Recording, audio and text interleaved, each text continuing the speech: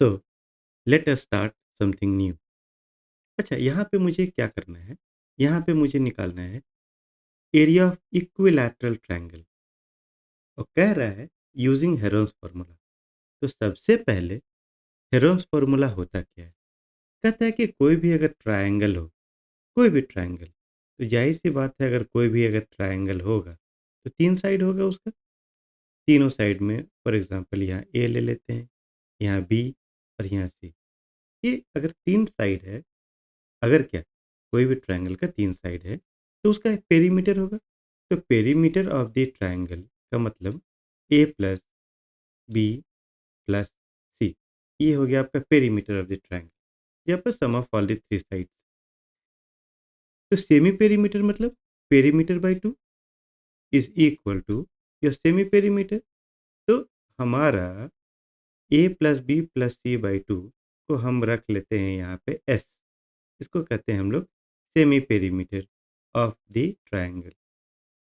अब हेरोल्स फार्मूला कहता है कि डायरेक्ट आपको अगर एरिया निकालना है ना, तो पहले सेमी पेरीमीटर निकाल के उसके बाद में ये वाला फार्मूला में रख देना है, जहाँ पर S S minus A S minus B multiplied by S minus C. अच्छा, तीनों सब दिया हुआ है, ए भी दिया हुआ है, बी भी दिया हुआ है, सी भी दिया हुआ है और एस भी दिया हुआ है, तो कोई दिक्कत है नहीं।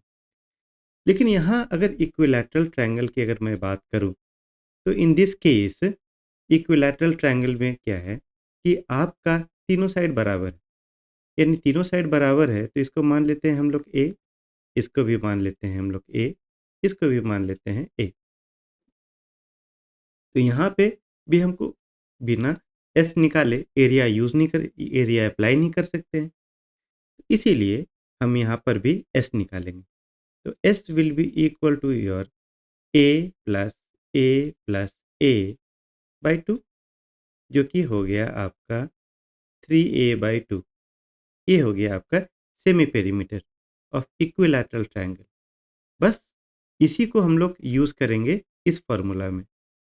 तो यहाँ पे फार्मूला हो गया हमारा area of equilateral triangle will be equal to, बस हेरोल्स फार्मूला यहाँ भी अप्लाई करेंगे। एस एस कितना है 3a/2, तो 3a/2 मल्टीप्लाइड बाय, देखिए एस माइनस ए है, यानी 3a/2 माइनस पहला वाला साइड, फिर 3a/2 माइनस दूसरा वाला साइड जो कि ए, यहाँ पर आपका ए और B, A equal to B is equal to C है ना यहाँ पे।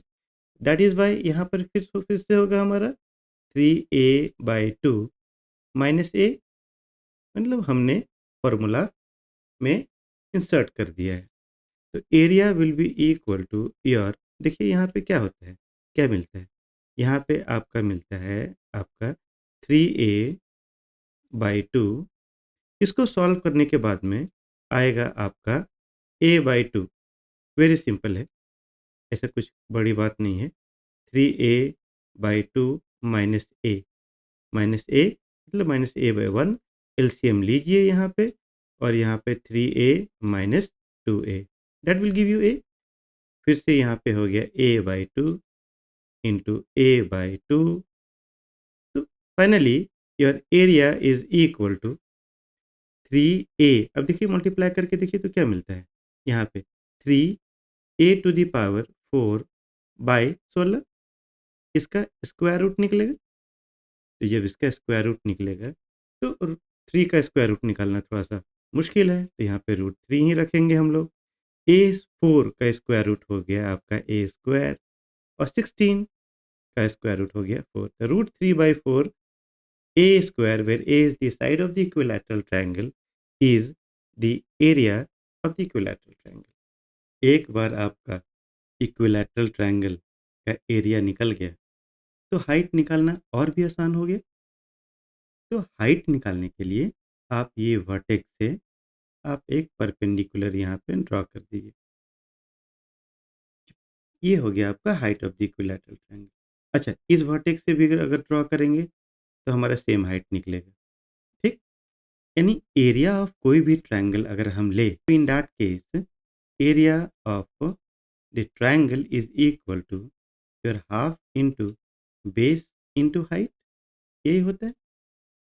तो जब आपके पास में पहले से एरिया दिया हुआ है √3/4 a² √3/4 a² पहले से दिया हुआ है, तो बस इसमें अगर हम पुट करेंगे हाफ इंटू ये बेस जो है, base is your A into height which you do not know.